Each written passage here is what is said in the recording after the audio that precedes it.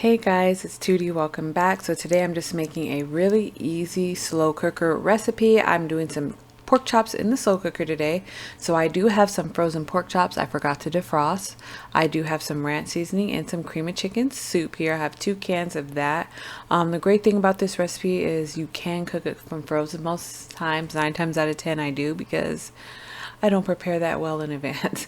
So what I'm doing is I'm just going to take my pork chops, get them out of the baggie, and get them right on into the slow cooker just like this. They just fit just perfectly. I think this is a 6 or a 7 quart slow cooker.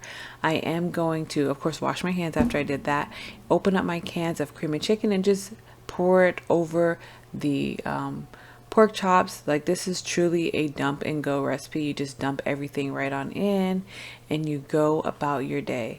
So last ingredient, this is the best. The seasoning gives it so much flavor. Just some ranch seasoning. This alone is amazing. If you ever want to just spruce it up a bit, if you have some like leftover peppers or onions or something you want to add to it, I've done that before and it's really, really good. But all we're going to do here is put our lid on, set it to high because our pork chops are frozen.